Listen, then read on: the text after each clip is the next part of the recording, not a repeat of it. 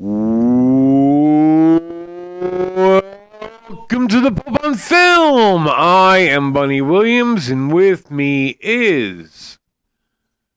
I am the Pope in question. My name is Reverend Maylin. I am the founder of the Church of Ed Wood, which is an actual thing worth a Google. It is episode 452 of the podcast. Yes, Little Lebowski, Urban Achievers, and proud we are of all of that. Very excited to do this episode 452. We are going to be talking about toys and food. We are going to be continuing our look at American presidents. Bunny and I are presidential scholars. Yes. And then this week's movie is the Canadian horror film Skinamarink. Can't wait for the sequel, Skinamarink 2, The Dark World. Yeah. Skinamarink 2, Cruise Control. Which would probably be a lot brighter. Yeah. And I've got something special for when we get to the movie and a whole bunch of stuff. It is Easter. Happy Easter. Yes. Very. I'm not high, you are. I'm going to put that out into the world right now so that everybody knows. Everything's fine. So yeah, let's go. I'm glad I write everything down because I am already so lost. We have been going through all of the United States presidents and doing fun facts about them. It has been so fun, and I can't wait for the second round. So excited. That was so fun in our last episode. Okay. Yeah. Who got killed next to you? So my wife and I went. Amber wanted food. She was at work and she was hungry. She didn't bring any food. Amber wanted food. So we went out and bought her food and dropped it off to her. And then we just, while we're like in line at the store, my wife gets a call, and apparently one of the neighbors just knocked at our door yesterday and said, hey, can I use one of your phone? And so Mal told Emerald, and Emerald came out. It's like, yeah, can we use your phone to call an ambulance? Someone's been shot. Yeah, apparently there was some sort of dispute next door, and somebody and their cousin got into a fight, and there was a gunshot, and someone died next door. And no one there had a phone. Yeah, I don't know. So I don't think anyone here was questioned, but yeah, for like 4 hours, they shut down the whole street. And yeah, it was pretty crazy. But my wife and I weren't here at all for it. So we had no interaction with police. It was just yeah,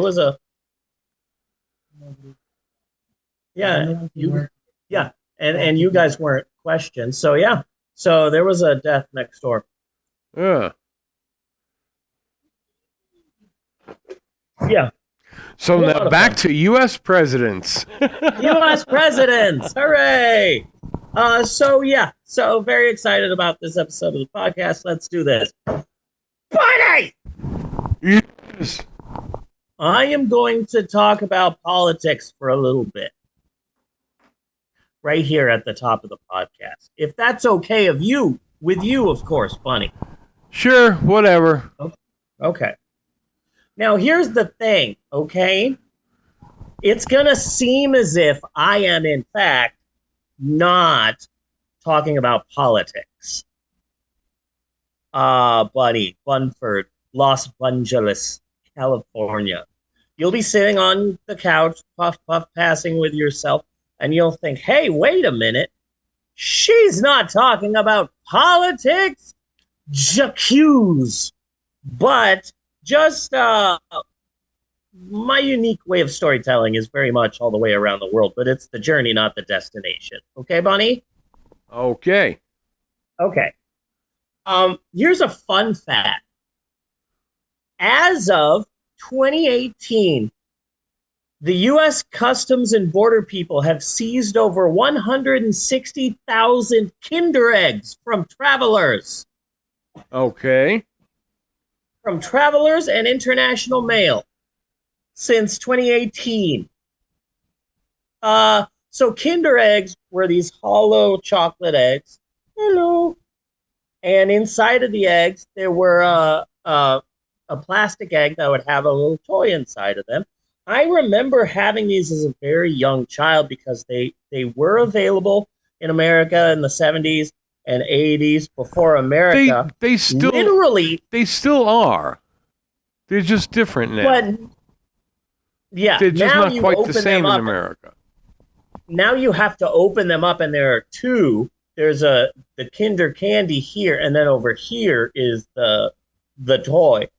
But they're not. Back in the day, the toy used to be inside of the chocolate, and you ate around the chocolate, and then you opened up the toy. But then in the 80s, America dusted off an old 1930s law saying that edible products cannot contain a non-nutritive object after a few frickin' American children choked and died. Now, I never choked and died on a Kinder Egg, at least as far as I know. So I don't see that they're a problem for me, but I haven't had one in like a decade. Okay. Well, but we have to keep in consideration the stupidity of American children as compared to children in other parts of the world. Ridiculous. It's ridiculous, yes. I tells ya. It's upsetting. I want a Kinder Egg. I want a normal freaking Kinder Egg, but I can't get a normal freaking Kinder Egg. Okay. Yes. Let's So now a toy is not edible, but sawdust is. Yes. Yes. Thank you for coming to my TED Talk. So that egg can be 50% sawdust. Yeah. As long as it is toy free. Yeah. Exactly. So let's move on. Funny. Yes. Cabbage Patch dolls. They were masked. They were masked. What'd you say? Do they still exist? Yeah. Yeah. They were popular in the 80s. I had one and I loved it until my older brother got angry with me, stole it, and set it on fire. He never got in trouble for it, and I tried my hardest to pretend like, oh yeah, whatever. I don't even care about dolls because I'm a boy. So that worked out real well for me. Yay, trauma! I had one too, but first I was older, so this was more of a like. I loved my stuffed Ewok a lot more. The Cabbage Patch doll was more of I guess a collectible or a novelty kind of a thing. Yeah. I love my Ugly doll from Ugly Dolls the movie. I love it very much. Okay. So by the 90s, the sales of Cabbage Patch dolls were waning, and so they tried making a bunch of new and different Cabbage Patch dolls. And one of them was 1995's Cabbage Patch Kid Snack Time Kid. Okay. The doll came with 5, 6, 7 small plastic foods. And when you put the fake foods near the doll's mouth, the doll would eat the food. That toy was banned in 1997 after kids kept getting their hair caught in the chewing mechanism. Nice. So a few kids choked on Kinder Eggs, and they got rid of the Kinder Eggs, and a few kids got hurt. And now Cabbage Patch Kid's Snack Time Kid is completely banned. You got to Yes. get rid of it. It's hurting children. Okay, so let's move on. Funny. Fingerprints. Yes. Fingerprints. Look, if there's one thing I know about kids, is that they love watching CSI. Yes. Huge, huge show for children. So in 2007, CBS okayed licensing CSI toys for kids, including the official CSI fingerprint examination kit, which I never owned, I never bought, but when I worked at the bookstore in Norman, there was a Toys R Us next door, and they did have it on the shelf. And I would see it all the time, and I thought, oh yeah, the show where detectives find a prostitute dismembered and skinned has a toy line. That makes sense. Welcome to America. Yes. Well, apparently, the quote, fingerprint dusting powder in the kit contained 5% asbestos. Nice. Asbestos, when you need to be your asbest. That's my new commercial. I'm the spokesperson for asbestos. There you I'm go. hoping to be. I'm gonna be. Yeah, I'm gonna be the flow from Progressive of asbestos. Now, if you play that just right, you can work yourself into being Snow Queen. Nice. Yeah. So, no one was ever hurt from this official CSI fingerprint examination kit. So they found out there was asbestos in it. Nobody got hurt. But of course, to be safe, someone could get hurt. And so the toy was banned, recalled, made illegal, gone, bye-bye. Let's move on. Bunny, do you remember the original 1964 original creepy crawler thing maker toy? I can't say I exactly remember the original because that toy goes back a way long time. But Yeah. hot metal plates, melted plastic, yeah, I remember it very, very, very, very well. I probably still have some scars. Mr. Lobo used to really piss me off Yeah. because we would regularly watch Cinema Insomnia when we lived in Sacramento. And I would show it to Emerald and to Mal, and they would see these commercials, and it's like, oh, I want that toy. And I'm like, I'm not getting you Godzilla the board game. Why not? Because I don't have $500 in an eBay account. Yes. Thanks, Mr. Lobo. And they had commercials for the Creepy Crawler Thing Maker 2. And Mal really wanted a Creepy Crawler Thing Maker 2. And it's like, I can't get you one. This is from the 70s. I don't have toy collector money. Yes. So the Creepy Crawler Thing Maker came with an oven, some creepy molds and bug molds and monster molds, and a chemical gel that let kids make wiggly casts of their favorite insects and stuff. No. Let's break this down a little further because you're really not getting at the essence here. Okay? So what you would have is steel plates. Okay? And in those plates were engraved shapes of bugs and worms and things like that. Then you would plug this plate into the electricity so that it can get hot enough to melt the plastic, what was called goop, in these steel metal plates. And then you give that to a 7-year-old to play with. Yeah, I was writing the I podcast. was that 7-year-old. So I'm writing the podcast, right? And I'm telling Natasha about all of these things that have been banned, food and toys and stuff. And I say that, like, yeah, the oven that they sold to these kids could heat up to 199 degrees Celsius. And she says, okay, no, And I said, yeah. Yes. She says, Celsius, not Fahrenheit, Oh, no, no. Celsius. And I said, let me Bing it. So I get on the computer and I Bing it, and so I'm like, I don't know Celsius at all. I just know Fahrenheit, so I don't know what 199 degrees Celsius is. So Basically, twice boiling water. yeah, maybe I did get it wrong.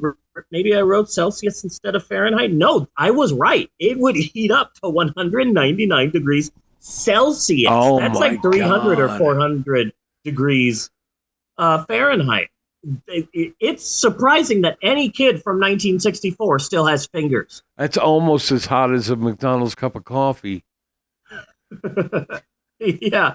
So the oven they sold to kids could heat up to 199 degrees Celsius, and the plastic goop created toxic fumes. Oh, I didn't know about the toxic fumes. Yeah. I should have guessed. It was pretty pungent.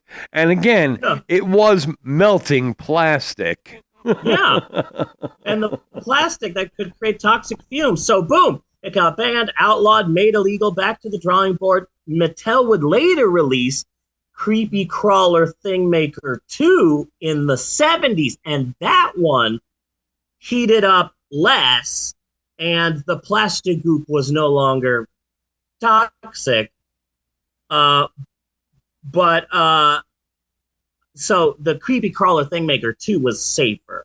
Creepy Crawler Thing Maker 1, it's fascinating that kids from the 60s aren't like Dark Man wrapped in all the bandages. But now, see, the thing also is that it was not just the creepy crawler thing maker, is that this was a whole toy technology.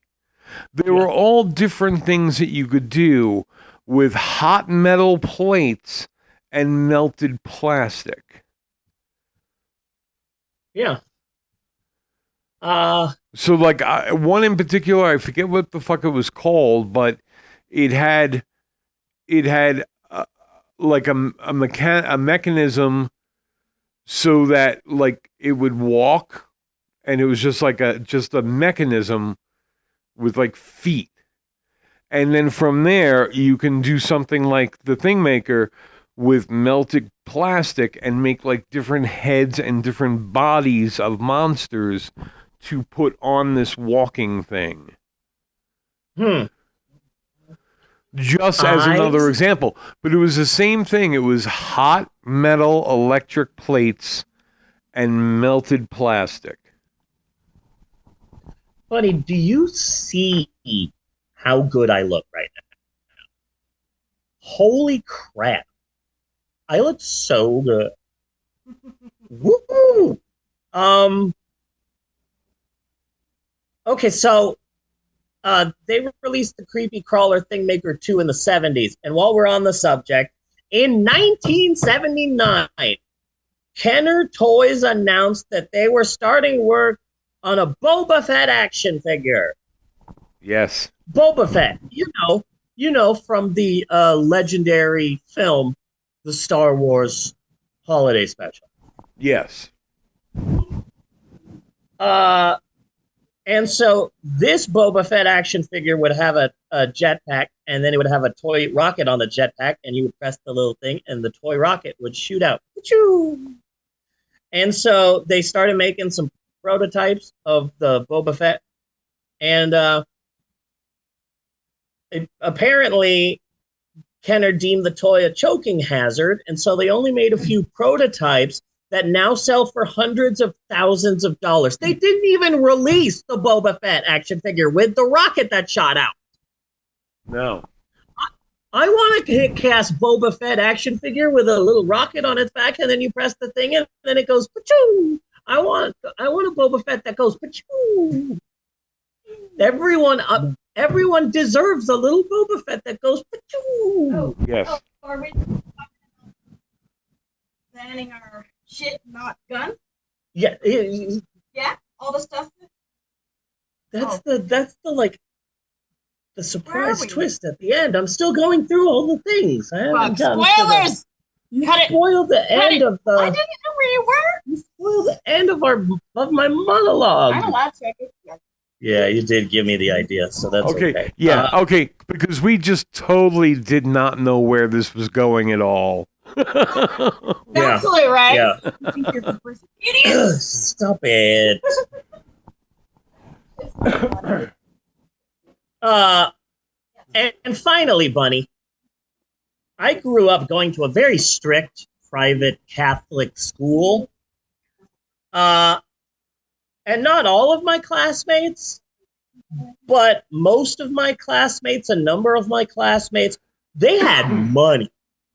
Yeah. They had money. There were a few of us, like me and Heath Mosier and maybe Michael Waldron.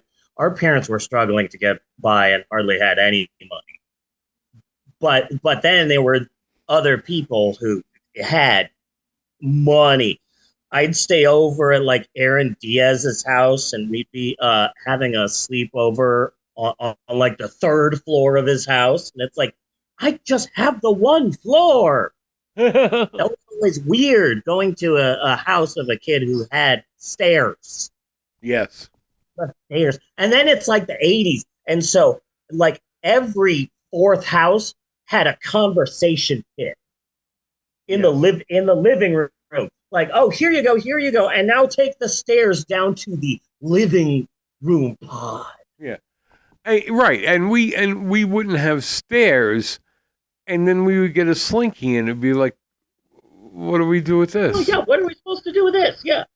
So, you've never been in a house with stairs? Yes, you have, because my parents have stairs. But you just don't remember that you were too young. Oh, my parents are bitch-ass motherfuckers?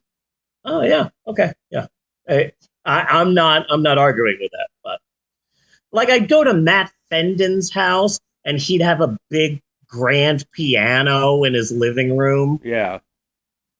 Like it's Matt Fenden's dad was Liberace or something, and I'd go to somebody else's house. I'd be in Scottsdale. Scottsdale! I don't got Scottsdale money. Like you have a grand piano in your house. All I have is an 8-track player and Julio Iglesias tapes. That's all I have. Julio Iglesias on 8-track and a beta tape player. I don't really remember any of my friends having money. I just remember as a kid walking into a house that was exceptionally clean and getting really nervous and anxious. Yeah. Okay. Yeah, I get that. In the 80s, 1/3 of all houses had one bathroom that was beach themed. You go to some friend's house and there's seashells and like a lobster. Yeah. Yeah. That just top of my head. I once went to Aurelia's house in 8th grade for a party once. And no offense to Aurelia, she's super cool and supportive of Maylin. She's an ally and love her. She's awesome. But I swear that house was an estate off of Central Avenue right near downtown Phoenix. I swear to you. That party was catered. Oh, wow. I remember Mike Waldron and we were both from homes where we struggled with money. So while the rest of the party was walking around the posh neighborhood, Mike and I stayed in the garage just pigging out at food like madmen, Bunny, just shoveling, you know? Yes. Mike Waldron was one of the popular kids, but him and I also became very close friends because, you know, the popular kids in the 80s, they just want to go ride their bikes and then go to the park and then throw the football around. But I was like the only friend of Mike Waldron's that would say, you want to play Nintendo? And that was like enough for a friendship. Yeah. Of just staying up and playing Super Mario 3. So we're just eating a bunch of food at Aurelia's house, just shoveling it in. And so it's okay. So this is what I'm getting at, Bunny. Uh, uh, so one thing from childhood that I remember being the height of luxury, jarts, Jarts. jarts, aka friggin' long lawn darts, Bunny. Yes. Lawn darts. I don't know where the jart came from. Jousting darts. Oh. I have no idea. I have no idea where it came from. I just I will it just accept came out that. of my head. Yeah, but long darts.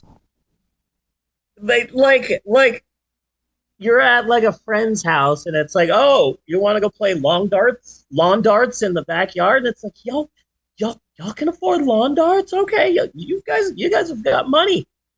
So, Bunny, we've been talking about banned American products, toys, food, lawn-related games, etc., that were deemed too dangerous and were banned. Yes. Meanwhile, every year, more than 3,500 children and teens are shot and killed in the United States, and another 15,000 are wounded in shootings. That's according to the CDC. In 2020 alone, over 4,300 young Americans died of firearm-related injuries, and in 2022, that number skyrocketed to over 6,000 kids killed or injured. Guns are dangerous, and they are regularly killing children. But Republicans and pro-life Republicans at that, they don't think that guns should be banned. Oh, really? So I can't own the official CSI fingerprint investigation kit because a child may get hurt, but kids are being killed with guns, and your plan is what? Give them more? Yes. Like, what the heck? We are in the absolute worst world. Oh, you can't have a Kinder Egg. Those are too dangerous. But we're not going to do anything to stop mass shootings in schools. Yes. But let's give the teachers who are just grooming your children to be homosexual and trans, let's give them guns. Yes, I know that I won't rest until every home economics teacher has the Gatling gun Jesse Ventura used in Predator. Yes, they would not be able to teach you how to make a devil's food cake because that would be controversial, but they can have a gun. If the Americans are too stupid to take a small toy out of an egg before eating it, maybe they shouldn't have all the guns. 10-minute warning. Okay. Honey, while you're here, would you like to try some of these lightly salted potato chips? No. I like them. Mal thinks that they are gross. What are you doing? Some Republican sheep and a bald head and no neck he told me recently online that, well, you can't ban guns because criminals will get their hands on them anyway. And it's like, hey, why don't you get that idiotic Republican nonsense that passes for logic and use that same flimsy excuse on other things like weed, on mushrooms, on same-sex marriage, on friggin' abortion. Republicans want to ban books, education, voting rights, gay marriage, the existence of trans people. They want to ban everything, but the things, except for the things that are actively killing our children. So, Bonnie, Yeah. This whole thing has been a way to introduce everyone to my new advocacy group. We're going to be a lobbying group similar to the NRA. I'm calling it, and I made you a graphic. Do you have the graphic, Bunny? A graphic? Yeah, I sent No. it to your message. shit. No, I said it's okay if you can't put it up right now. But I came up with a graphic. I told you that the entire monologue was based on this graphic. It's cool. I'm starting a new organization. It is called the NLDA, the National Lawn Dart Association, because kids deserve to grow up in an America where you get a little Boba Fett action figure with a little rocket that goes pew. Yes. Everyone deserves a kick-ass Boba Fett action figure. You mean to tell me that guns can't get banned, but I legally can no longer play lawn darts? I want to throw big sharp things at the lawn near my children. Yes. Preferably going to near be- your children. We're going to be in D.C. lobbying for lawn darts. Lobbying to bring back the creepy crawler with toxicity. Have you worked on any of your lawn dart related chants? There haven't been any. This is our time. Well, that's why Right. you have to come up with one. Yeah. Long darts are going to be the next big. You mean to tell me that long darts are dead, but somehow the XFL is back again? Again? Is it back again? The Rock is rebooting it. The Rock bought the rights of the XFL from Vince McMahon. I haven't seen a fight like this since Michael Jackson bought all of the Beatles songs. Really? Yeah. So, we're gonna bring back Kinder Eggs, the Thing Maker, the doll that wants to eat hair, the cool Boba Fett with the rocket that goes. Pachoo! We're gonna bring it all back. Lawn darts or the. Hey, there it is! Yay, you got it working. The National Lawn Dart Association. There aren't a lot of graphics. There's not a lot of lawn dart clip art. No. There is because lawn darts haven't been a thing. But it's not like government officials are going door to door taking your lawn darts. So they banned it they stopped selling it in the 80s, but a lot of people just kept them. And so throughout the 90s and 2000s, people still had lawn darts, even though they have been banned and they stopped making them. So this was the closest I could get for my logo for the NLDA, the NOLDA.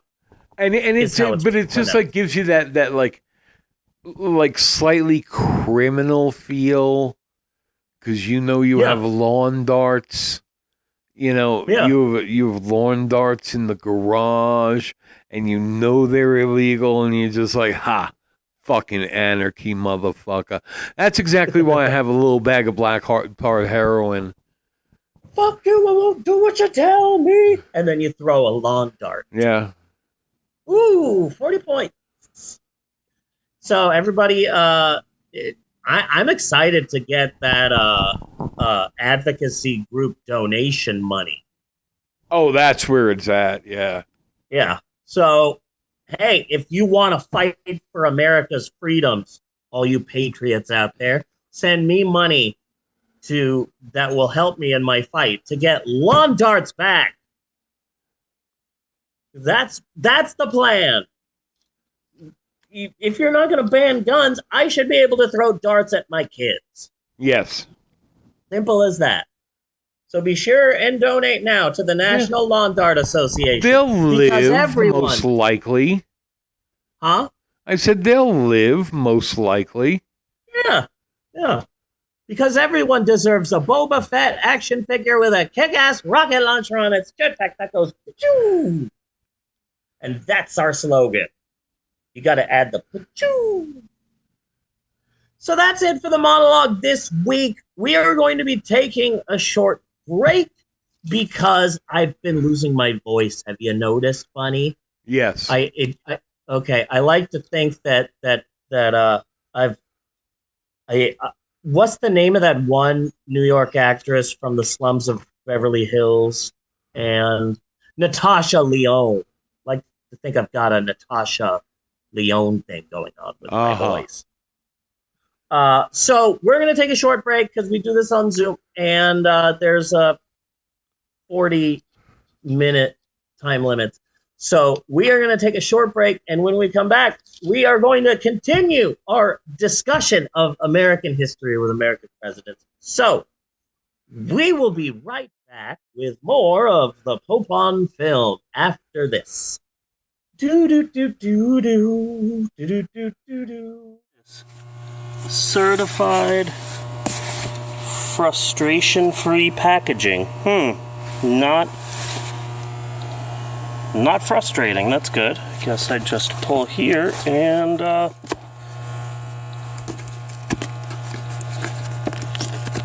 damn it. Damn it. Damn it. Okay. No.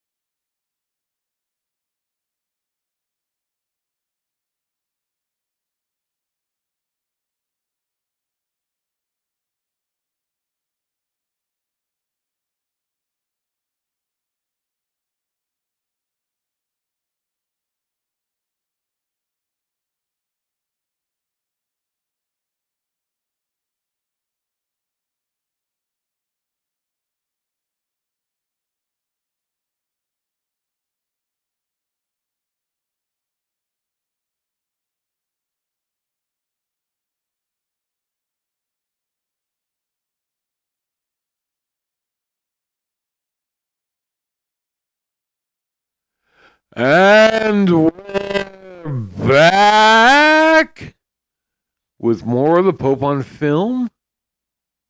Nice. Barney! Yes. If you're like me, and I know I am, ha ha ha ha ha! Gee, we sure do like to have fun here at the Pope on Film podcast. But you know what's not fun? My moderate to severe rheumatoid arthritis, or RA. That's why Bunny and I take prescription Xeljanz. Xeljanz is a pill, not an injection or infusion, and is clinically proven to help adults with moderate to severe rheumatoid arthritis, or RA. Side effects of Xeljanz includes... Oh, you're expecting me side effect? You're expecting me to jump in here with the side? I am side effects. I represent side effects. Okay. This is the totally planned and scripted part where you list off the side effects of prescription Xeljanz. Okay. Well, there is difficulty of breathing, loss of consciousness, violent convulsions, pain, nausea, and then finally, death. Thank you, Vincent Price. I want soft convulsions. Soft. Why do they have to be violent? I want some smooth, jazz, easy listening adult contemporary convulsions. Yes. That's what I want. Convulsions where it's just sort of like, hey. Yeah. Like that. Catalina Breeze. Yeah, that was fun. Anyway, regular opening. I just totally stole that from by the way. Alice Cooper's Black Widow, the Vincent Price part. Oh yeah, gotcha. Okay. I didn't quite get it right, but I needed something in a hurry. It was a quick grab. It was right there. Yeah, no, that was good. That was good. That was good. So regular opening, yada yada yada. This is the part of the podcast where I get a story from history and maybe reword it a little bit by my own unique storytelling pizzazz. And that's what this is, another educationally uneducational installment of Historic Approximations, or as we like to call it, HAP! And for those of you, no dramatic music. Dun, dun, dun, dun, dun. It's been a while, I feel, since you've done that. Oh, and for those of you taking part in the Pope on Film Fantasy Leagues online, that's capital H, capital A, but small p. That is important. It's crucial. It's vital to the whole ebb and flow of the podcast. And we need small p. I personally didn't want to do the small p, but Bunny said it's important to represent for small p havers everywhere. Yes. That was a quote from Bunny. And so I'm trusting Bunny in this. Big H, big A, tiny p. That's how it is. And to be clear, representation is important. It is. Well, another woke podcast from the liberal left. And then one thing that Republicans love saying is, well, I don't trust the left or the right. And it's like, okay, that's what right wingers say. So where were we? Oh yes, for years this podcast segment used to be called Steve's Historic Approximations, or SHAP, as I like to call it, repeatedly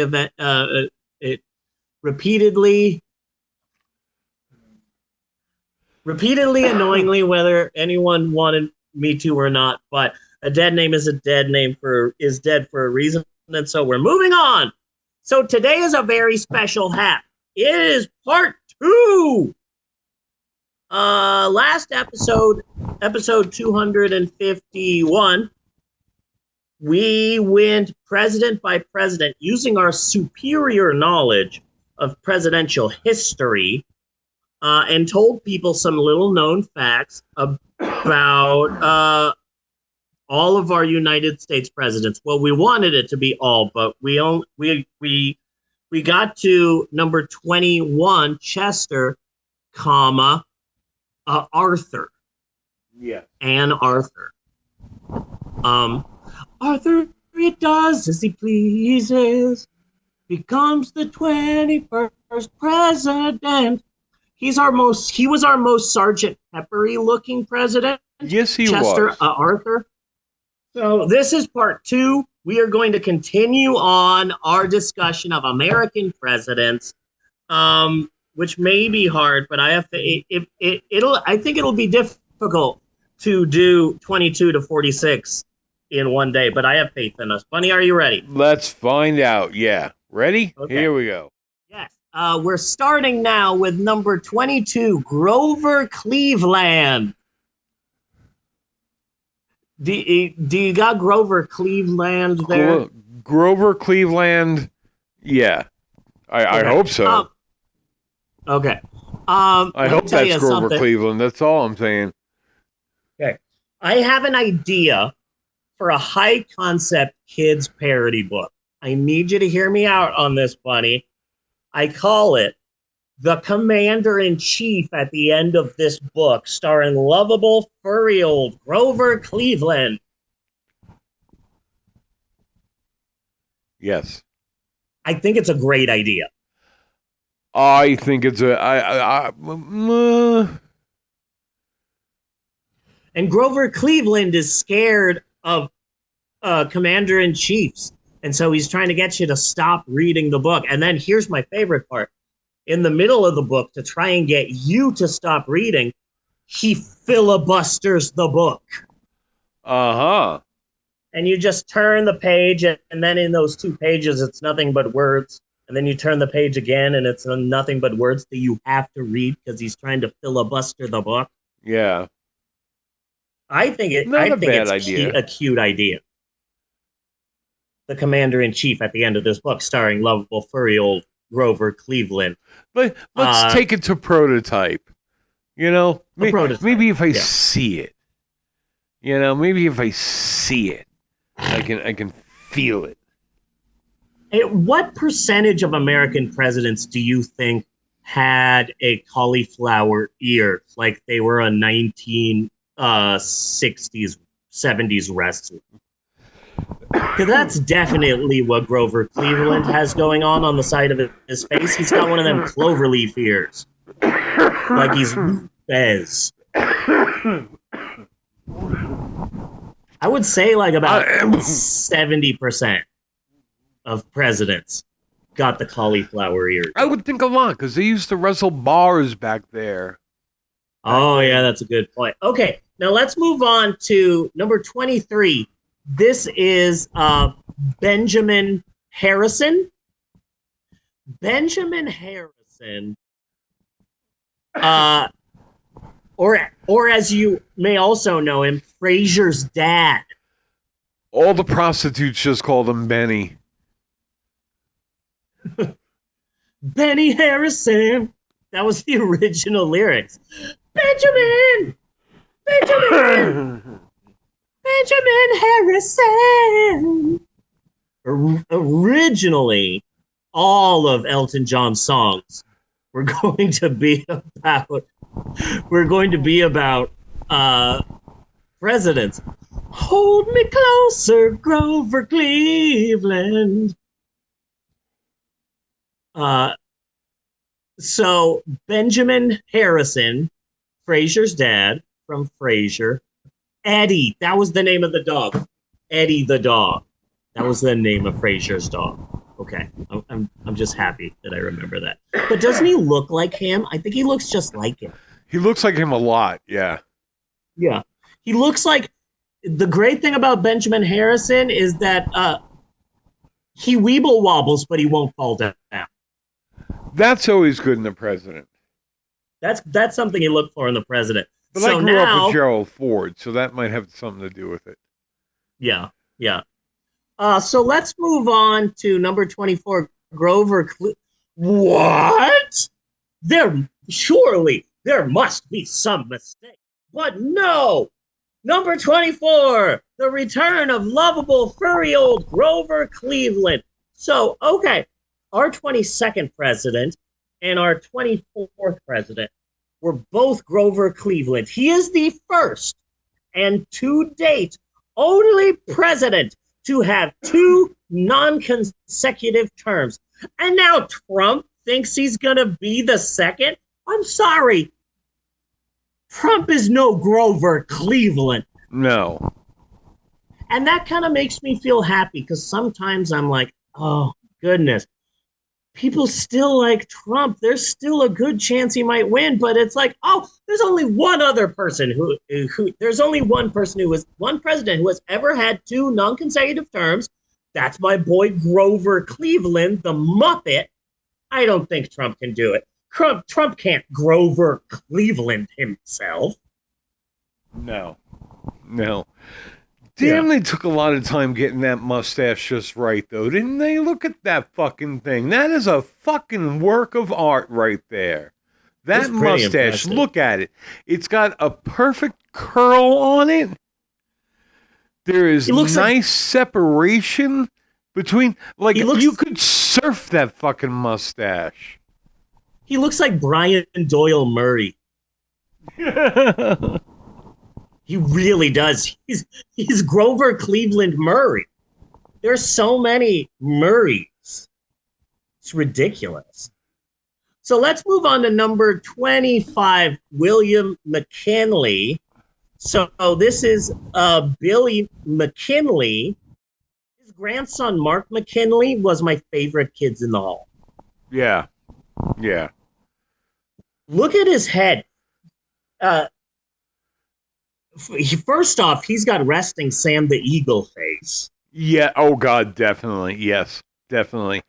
His head is like almost perfectly cylindrical. Like there's he no is- roundness going on there at all. he has a tiki head. Yes. William McKinley, our first tiki president. And that's not a tie, and that's not a bow tie. I don't know what that is. That's a Hot Wheels play track. It looks like a fun size Milky Way hot glue gun to a strap. It looks And like a then painted kid's black. seatbelt. It looks like a Kid's seatbelt. seatbelt. Like William McKinley had his own neck seatbelt built into his suits. I don't know why. It was bizarre. So let's move on to number I'm 26. pretty sure that head comes off. I'm not terribly sure he's not robotic. It looks like his head is his torso. Yeah. No Neck Joe. Fascinating to me. Absolutely fascinating. Let's move on to number 26. Theodore Roosevelt. Teddy. I am so shocked that this man was such a badass because this is straight up. This is a fancy boy president. Just going by the picture, it's like this man definitely had to be related to what's his name, Walter from The Big Lebowski. He has resting John Goodman face. Yes. Very much so. He looks like he owns numerous Fabergé eggs. He kind of looks like that kid from the Van Halen video Hot for Teacher. What was his name? Was his name Waldo? I was about to say, speaking of Van Halen, check out the wings on his collar there. He's got the Batman logo on his chest. Yeah. With that, like, I know some birds that don't have that wingspan on his jacket. Theodore Roosevelt's ready to fly away. Let's move on to number 27, William Howard Taft. He was president from 1909 to 1913, where the country was in such dire financial straits that they couldn't pay the lighting bill, which is why you can barely see William Howard Taft. He was like Batman. He was the president who lived in the shadows. Yeah. I want to grab that handlebar and just ride to town. Yeah. That's what I want to do. That is a handlebar. See, we should go back and try. Then we could determine exactly how long the big bushy mustache was in fashion. Yeah. So far, a lot of years, I'm guessing. Okay, let's really quick just think of some things that from our modern day that would kill William Howard Taft. Explaining to him what a meme was. Yes. One sip of Jolt Cola. Well, see, if we want to kill him, if we really want to kill him, okay, I am not showing him television. I am not showing him the internet. I am taking him straight ass to Pornhub. Yeah. Without explaining shit. Just be like, His head would explode like in Scanners. Yeah. That is phenomenal. I can see that. He looks like he would. I can't explain this, but William Howard Taft looks like he ate at a Fuddruckers. He's a regular at Fuddruckers. Not sure how, but let's move on now to number 28, Woodrow Wilson. I don't like all the W's at all. No. Now, it's so funny, Bunny, because Woody Wilson, he was the one who I swore was an actor in Hammer films. Yeah, I could see that. He's I'm got really, a long face. He's got a bit of a droopy going to him. yeah, So like I can picture, he just shows up at the studio. Okay, what movie are we doing this week? Oh, The Curse of the Evil of the Revenge of Dracula's Frankenstein. Okay, whatever. Hi, hi, Crushing. How are you?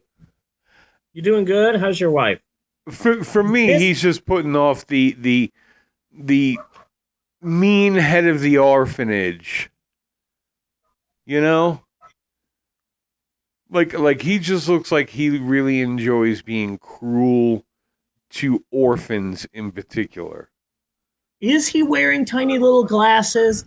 He seems like the type of person who would be wearing tiny little glasses so that he can take them out and then yell about that frat house.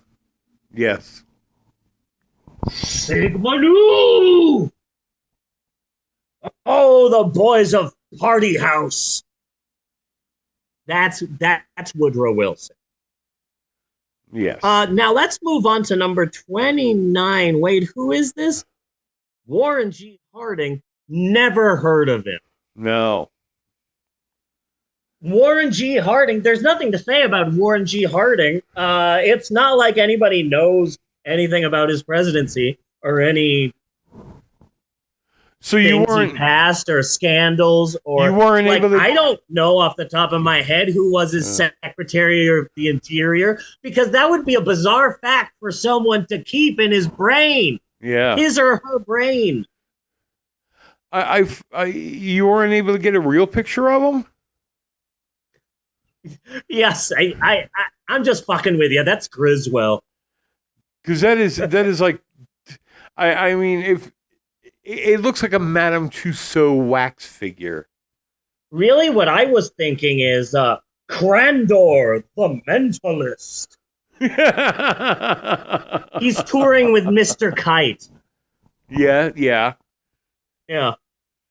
Criswell over here. He was actually okay. I'm thinking of a loved one. Begins with an S. Yeah. Begins with an S.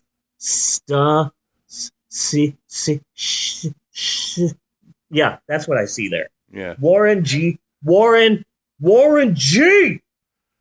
Harding.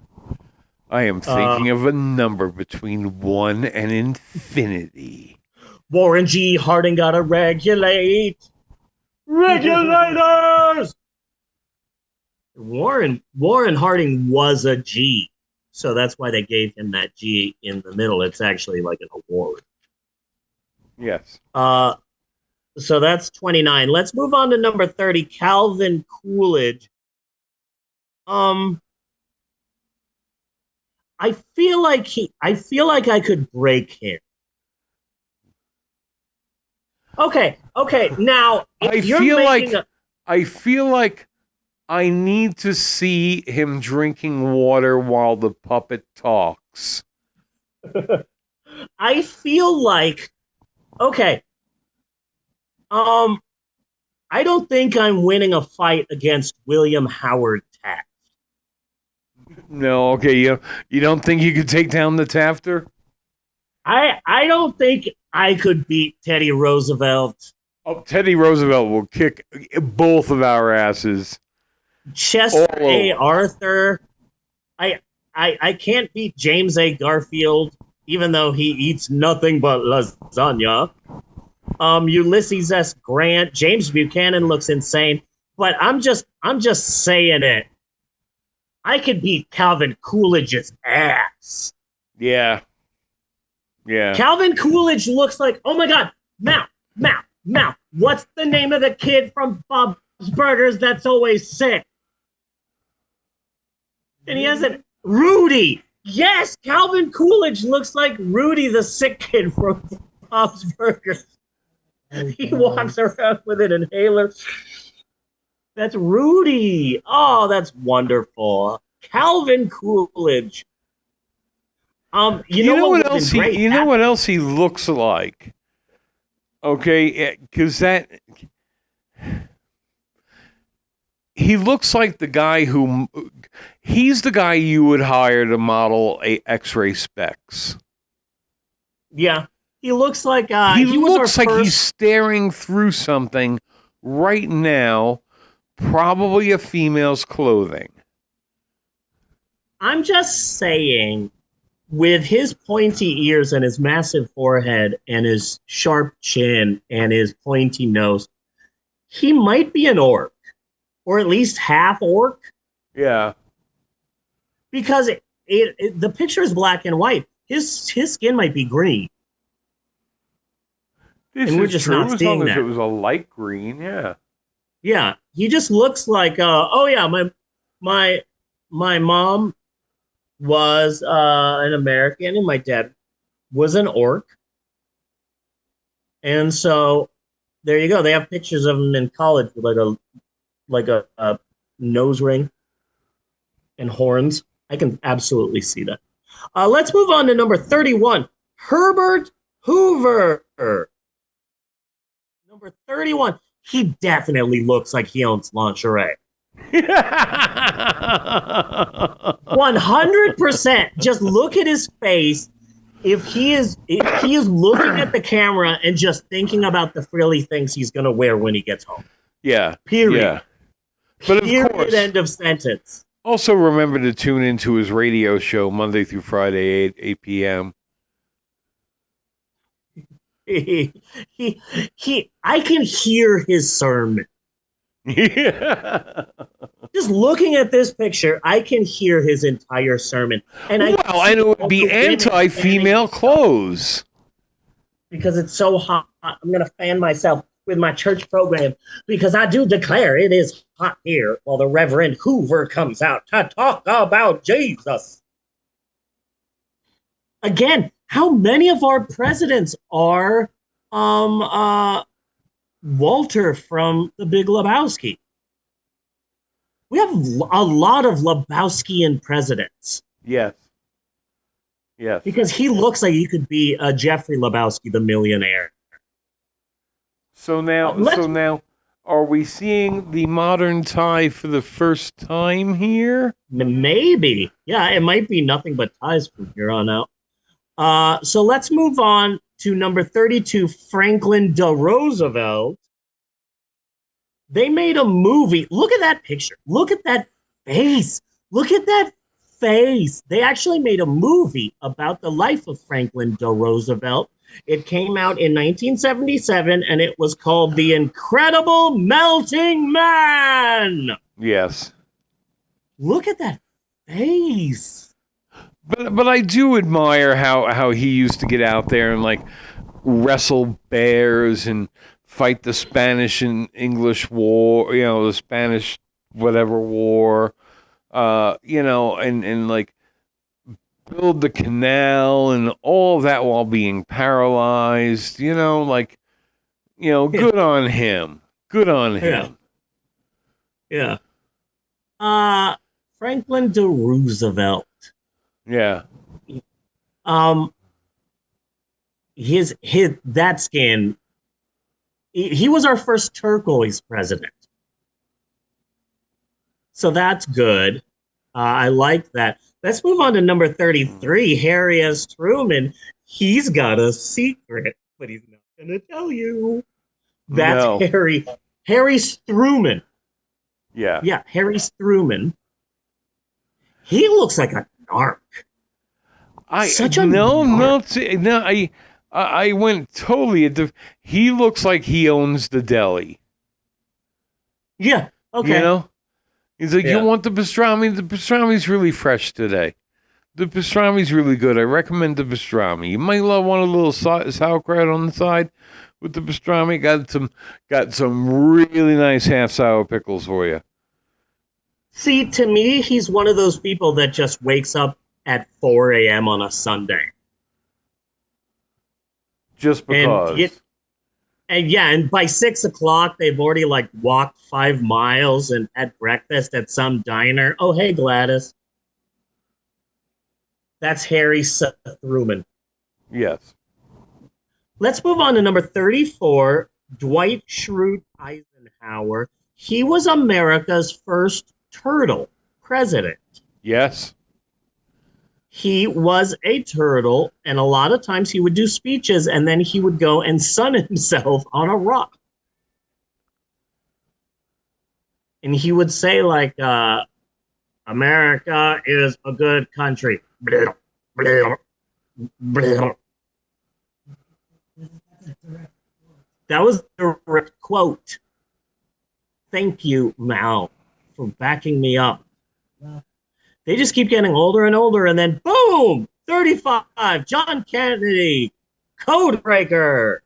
Oh, we're going on? Okay. Yeah, let's move There we on go. to number 35, John F. Kennedy. John F. Kennedy. What, me worry?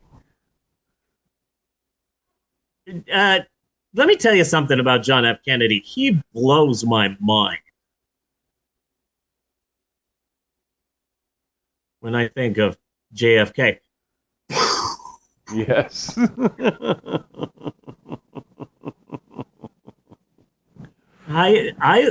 This man. we This literally got a piece of his mind. Yeah. We watched it go flying off. Well, it can't be said that Dallas doesn't love you, Mr. President. He got that Prince Charming teeth. He got that ooh, man. He can crack open walnuts. Oh, come on. And especially with this picture. Especially with this picture, you just put a little more gap between those front teeth. He is Alfred fucking E. Newman. Yeah. Look at him. Yeah. John F. Kennedy is our first president where if you grabbed him by the chin and lifted it up, Pez would come out. Yes. So let's move on to number 36, Lyndon B. Johnson. This man. I don't think this man was real. This is just a rubber 10-minute warning. chew toy. This is just a chew toy. Yes. That's not a real. He was our first testicle president. He went pretty far for pro testicle rights. Yeah, you know, he's odd. He did some good things. He did some really horrendous things.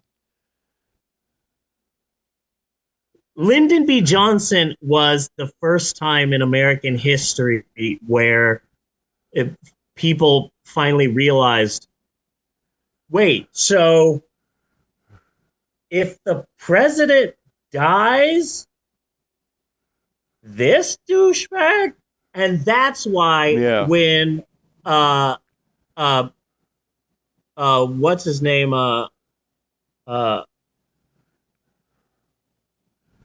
That's why when George H.W. Bush was president, all the presidential shooters went, nope. Not at all. We good. Wow, we are not going to finish the presidents, but we're so close. We're going into the 70s. Let's move on to number 37, Richard Nixon. Let's try to power through. I mean, come on. Okay, Richard Nixon. Richard Nixon looks like someone just airbrushed Lyndon B. Johnson. This is correct. Like looking at, like I'm going through a list of presidents on Wikipedia, so the pictures are right on top of each other. Yeah. And it's fascinating to see Lyndon B. Johnson and Richard Nixon together. It's like they just made the nose bigger, did the wrinkles a little bit. I mean, it's the same person. More or less. Clone. We figured it out. Some presidential history uncovered right here on the Pope on Film podcast. Richard Nixon is a clone. And then let's move on to 38. But even in this picture, you could tell that right down below there, Henry Kissinger is licking his butthole. Yep, absolutely. So let's move on to number 38. Gerald Ford. He was our first minion president. He was our summer replacement president. You get basically. that picture. You take off his suit and put him in overalls, and you paint him yellow. You got a freaking minion on your hands. Yeah, no, this is true. And also, like a minion, I very much feel that you could distract Gerald Ford with a banana. Yes. He was the substitute teacher president. Hey, what's up? My name's Gerald Ford. Nobody knew who he was. Why did we watch a movie? You know, he came out of nowhere and suddenly he was fucking president in a week. Yeah. So, he was our summer romance. Yes. Oh, those summer nights. I nailed that. Who Chevy Chase owes his career to. Basically. Let's move on to number 35. Jimmy Carter. And really, that's it. Gerald Ford was the first Saturday Night Live president. Yeah. Yes, Max? Oh, thank you. Love it. He's in the van? Awesome. Jimmy Carter was a peanut. Yes. Not too many people know that. You never saw Jimmy Carter fall, because if he falled, his shell would crack, and then the yummy nut inside. Yes. He was Mr. Peanut. Yeah. He was Mr. Peanut. He was, for a very brief time. Here's something important that nobody knows about Jimmy Carter, but for a very brief part of the time, he was a part of the Manson family. Yeah. He was Smiley Manson. Yes. There was Squeaky, there was Tex, there was Dopey. He was Smiley. Yes. Well, I do declare that I am the devil, and I believe that I am here to do some devil shit. Yeah. That's my Jimmy Carter as a member of the Manson family impression. After shit went down, he was going to become a game show host, accidentally became president instead. Thanks. Yeah, it's fun. Okay. Dang it. I really thought this is just so much fun. Yes. It's just so much fun that we just made it to Reagan. But we have 4 minutes left. We can't Ronnie? we can't rock it through. Yeah, we should stop it there. 7. Sure you Yeah. can. No, we can't. I can't do it. I can't You do know it. what? You know what? I don't want to hear that kind of negative talk, buddy. All right. Ronald Reagan was the first president to have their first lady get fucked by Mr. T. See? There you But go. not the last. I'm looking at you, Barbara Bush. It's like, now we can go down. You're done with Ronald. I mean, Ronald. You're done, Ronald. Done with Bush. You're down to George H.D.W.B. WKRP in Cincinnati Bush. Yeah. Now go to Bill Clinton. Bill Clinton, big time stepfather. What are you energy. doing? Are we going on or?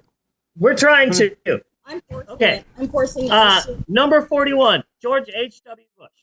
Well, I don't know. I think these monkeys require more time since they're in our lifetimes.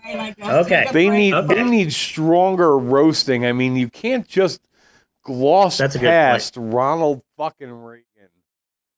That's a good Words point. Okay. must be said. Yeah. So, okay.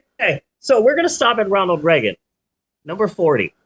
Okay. And then we can spend more time in our next episode focusing on the modern presidents. Well, let's go. How about we go back? Let's go back to Gerald Ford. How Okay. about that? We'll start with Okay. the Saturday Night Live president. Yeah. Okay. So let me write this down because I'll forget it. 38 to 46. That'll be fun. This will be fun. I love doing this. This is such a friggin' blast. Okay, so we finish off our look at American presidents next week. No, I'm a vampire. Next week, if you're listening to this podcast, then you're lost. Okay, so next week we continue our look at American presidents, bless you, with number 38 to 46. So join us next week for more educationally uneducational fun with Ha! Ha! Ha! And cut on that. Funny. Yes. We are going to take a short break, and then when we come back, we are going to talk about this week's movie, Skinamarink, a movie which I know you love, and I know that you've just been bursting at the seams to heap praise upon this wonderful movie. I know you're excited. I know you loved it. I'm going to have some very odd opinions about this one, I think. Oh, I'm so excited. Like 15 minutes into this movie, when I saw the movie for the first time, 15 minutes into it, and this was in January, I just went, oh, Winter Bunny and I getting to Skinamarink. This is going to be so good. And now we're here, and I'm so excited. Yes. So we're going to take a short break.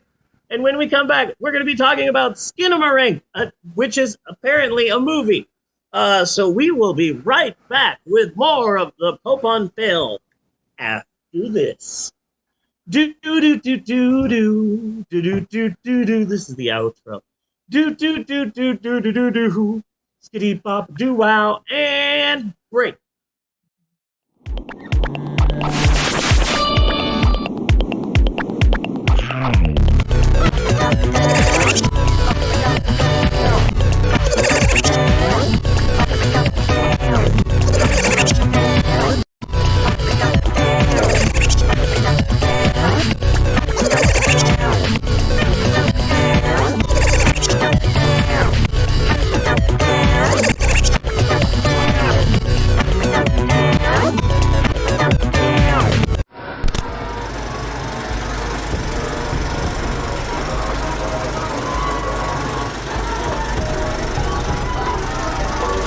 If you really want to hear about it, the first thing you probably want to know is where Bob was born, and what Bob's lousy childhood was like, and how Bob's parents were occupied, and all before they had Bob, and all that other David kind of Copperfield kind of shit.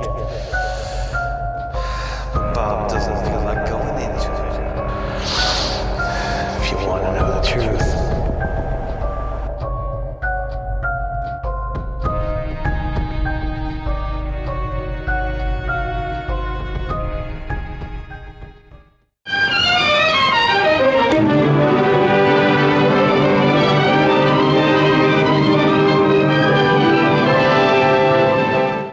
On the outside, they seemed like the perfect Hollywood couple. My name is John Johnson, but everyone here calls me Vicky. Andre the Giant, we hardly knew ye. What's up, y'all? Bill McNeil saying there's a party all up in here and you need to get with the flow. Oh, yeah, Rocket Fuel Malt Liquor's got the heavyweight power. Whether you got the eots to rip it up to some fat booty beats, or just chill with the honeys. So get on the rocket and see the stars. Rocket Fuel Malt Liquor. Damn! The erotic adventures of Hercules.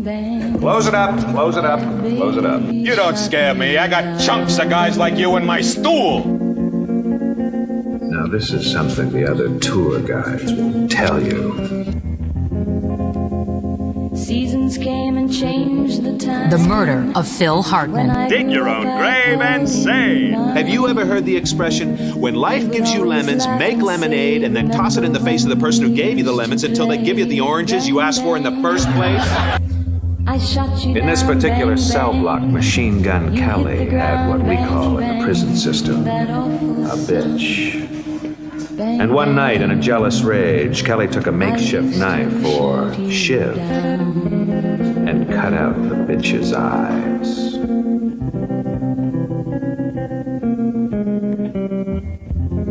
Did somebody say sassy? People sang just for me. This way to the cafeteria. Champ Howard, today we mourn a stooge. Bryn pointed the gun at Phil and fired 3 shots. Fire! I should want to cook him a simple meal, but I shouldn't want to cut into him, to tear the flesh, to wear the flesh, to be born unto new worlds where his flesh becomes my key.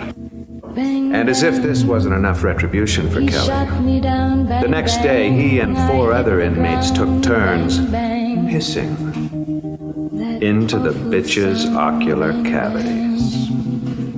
That's right! I never thought of that one! Oh, women! No, women! Dames! Women!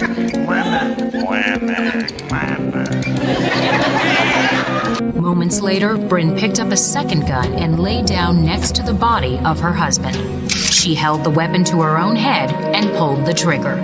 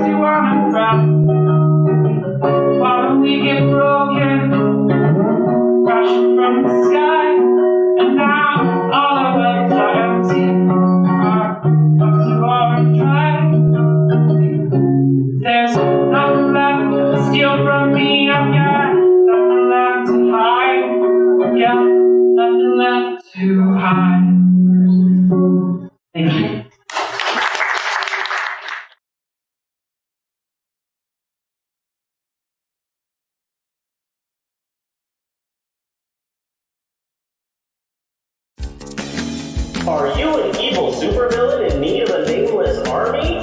Then come on down to Nameless Henchman Warehouse. We are North America's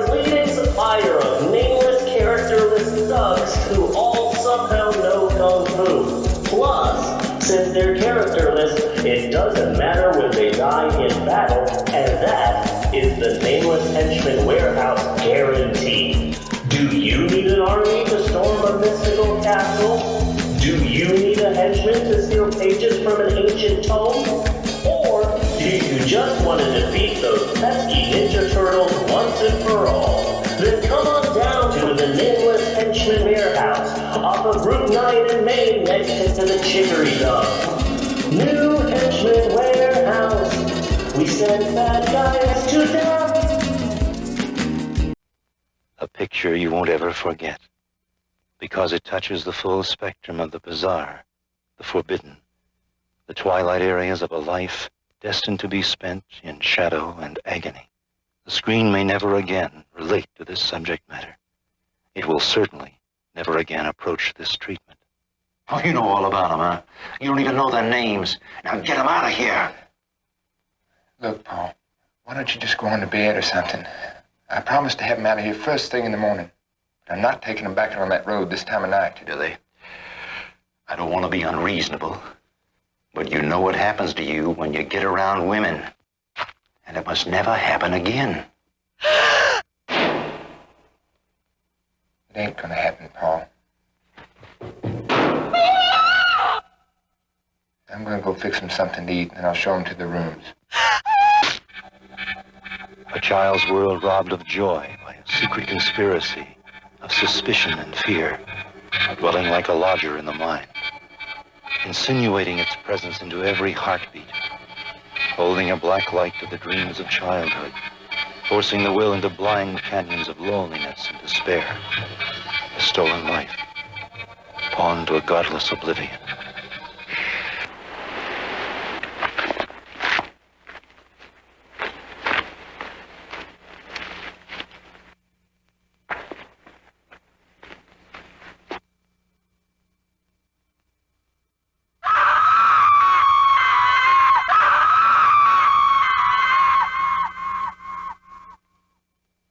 The only ones left to mourn, the last witnesses to the execution, suspended in time by a puppeteer with blood on his hands. Little broken dolls that go on dancing after the music has stopped. 3. Judge me by my size, do you? My penis you have not seen. Huge it is. Yes. Suck it, you will.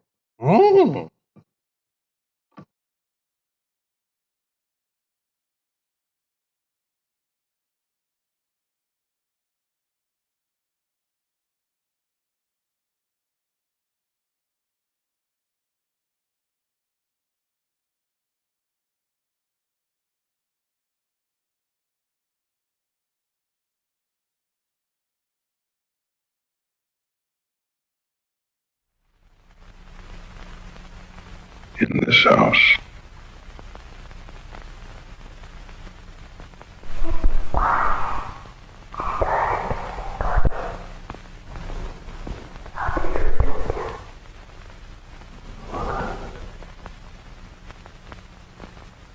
In this house.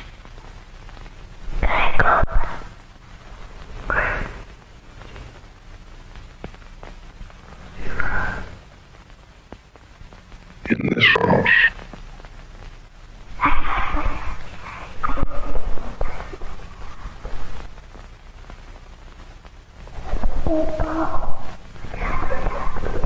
In this house.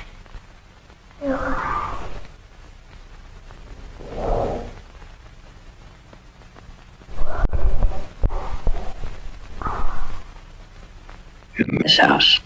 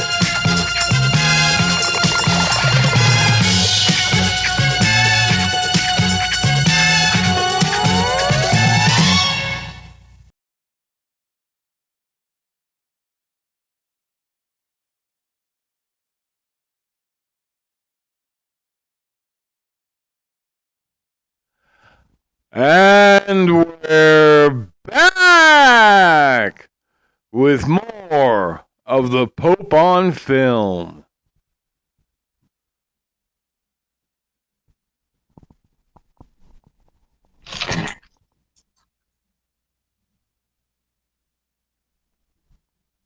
Whispered dialogue.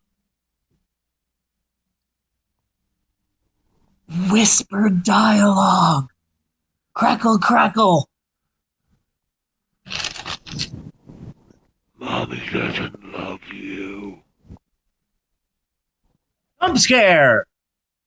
Did I scare you? Now stretch that to 100 minutes. Boom! You got yourself a movie. There you go. Okay, so it's time, Bunny. It's time. It's time. Yes, Bunny, my friend, my brother, my some third thing.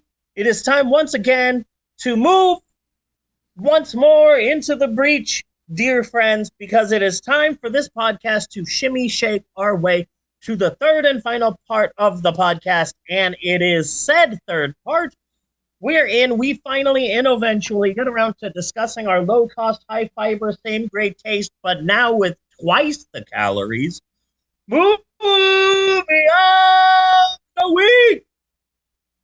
And this week, we are finally discussing the film that some people call the scariest film of all time, and some people are calling nigh unwatchable shit.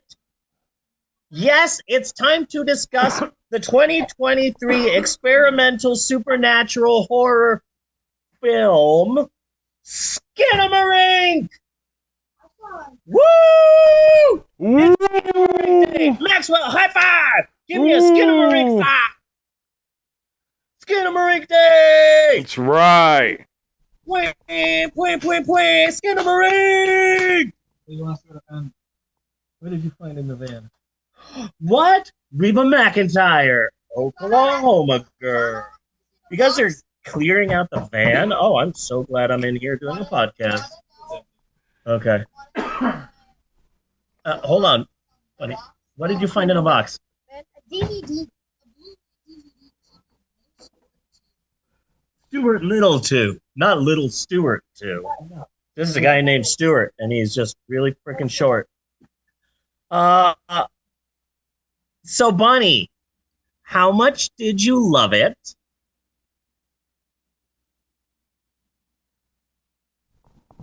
Wow. My answer, like even as if even it's complicated. It's just complicated.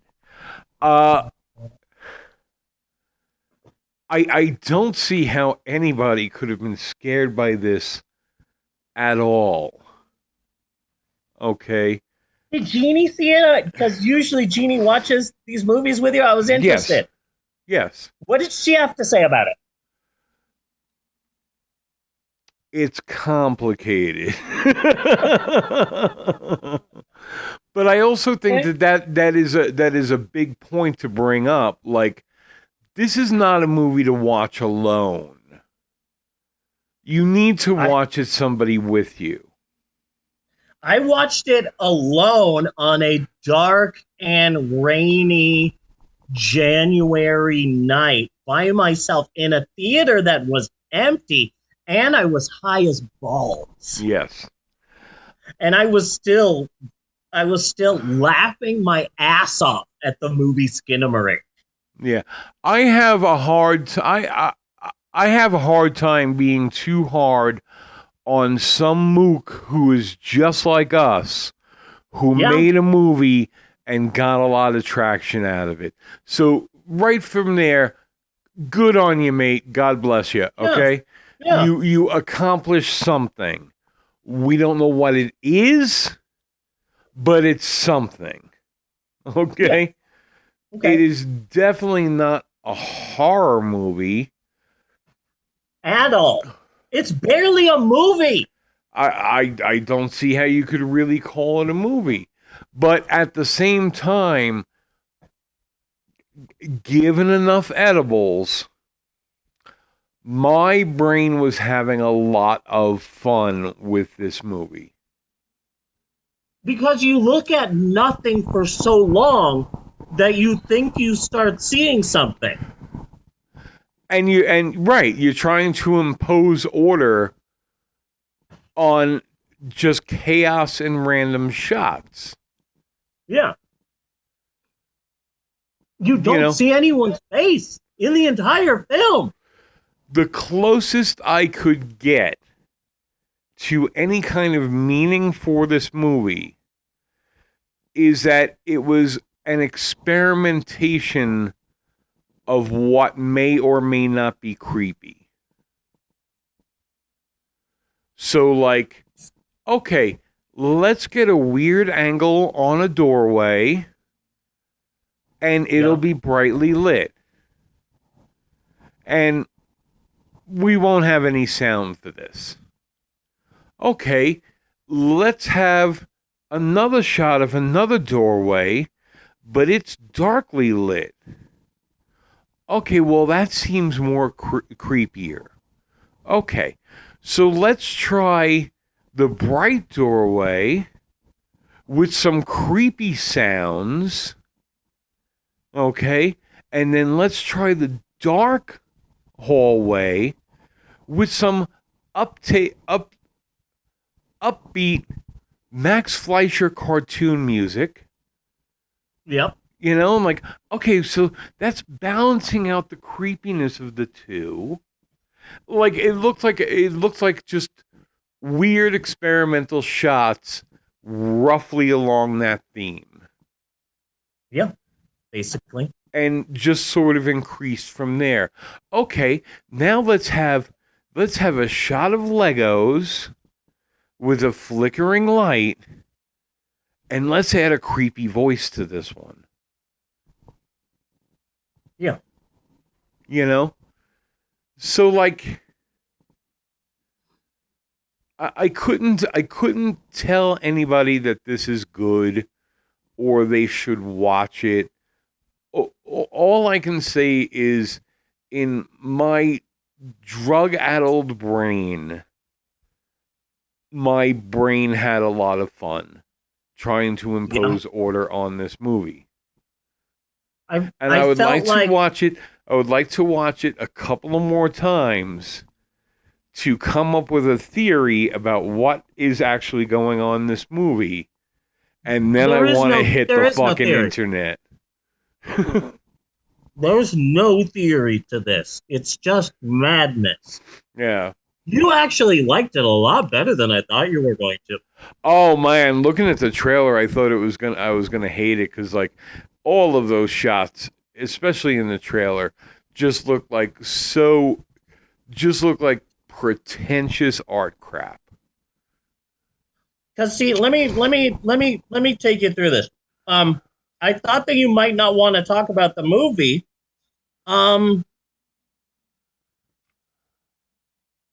So I have a number of other topics for us that we could talk about instead of Skinamarink if at any point in time during this conversation you just wanted to tap out. 1, 2, 3, 4. I've got 5 other topics that we can discuss. Well, I don't know. I don't see how there's a whole hell of a lot to discuss here. You know, like what's to discuss? Like the riveting ceiling light fixture scene? You know, is that something worth discussing? Yeah, you messaged me now that I've seen the trailer. Maybe we just do Glenn or Glenda again? Yeah. Which was hilarious. Man, our podcast But then I did everything I could to go in with an open mind, you know? Just try like, okay, I'm going to give this movie a fair chance. And I think I succeeded. You did. Bunny kind of liked it.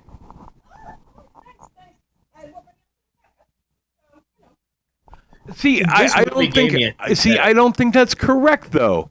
Bunny kind of liked What? it. I don't think that's really right. I kind of like the effect it had. The flashing lights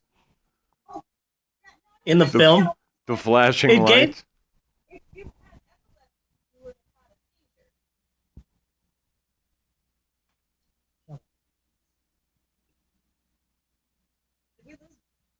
No, he's right there. I'm so high right now. Bunny, are you there? I love Max Fleischer. I'm just getting Yeah. into the Max Fleischer Yeah, cartoon. I'm so happy that I threw this together. These cartoons. These are all cartoons that were used in the movie. When I watched it for the first time, I saw the credit in the beginning that said all of the cartoons used in this movie are in public domain and were downloaded from archive.org. I'm like, okay, there is a 50% chance that Bimbo's initiation is in this. Yeah. And so by the time he popped up, I was like, I marked out like I was at WrestleMania. Oh my God, that's Bimbo! Bimbo! I was so happy. I was so happy. I got such a laugh out of that opening credit about archive.org. And I was like,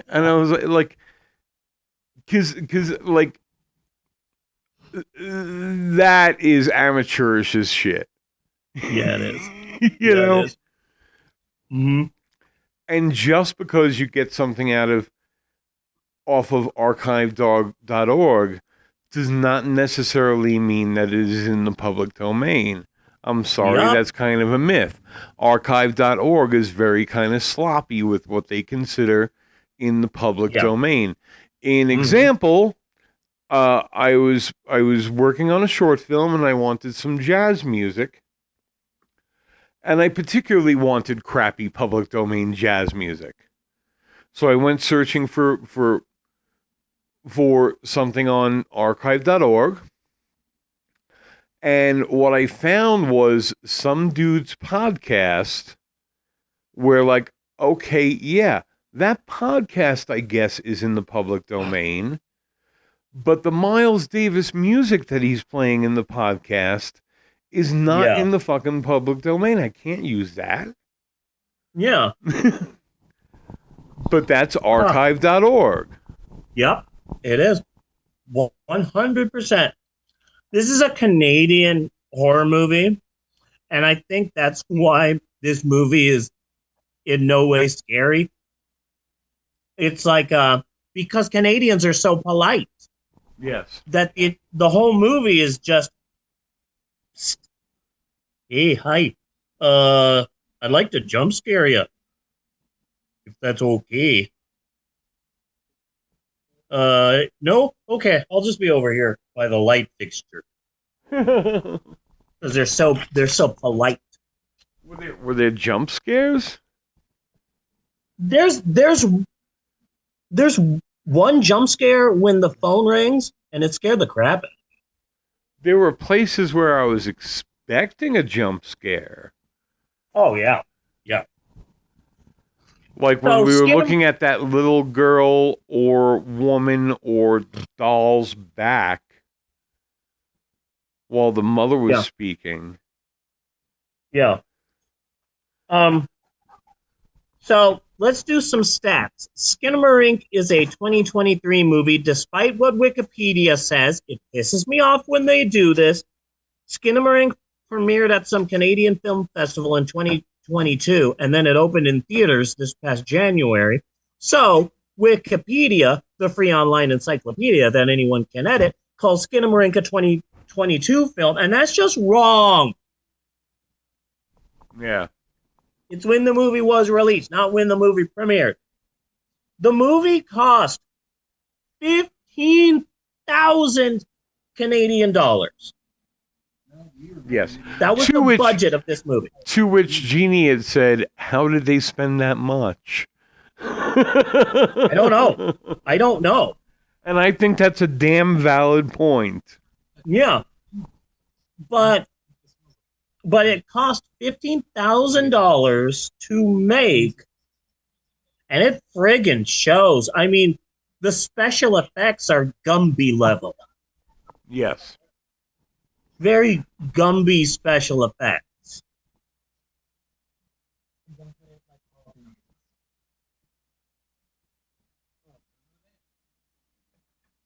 This movie cost $15,000. It made over $2 million at the box office.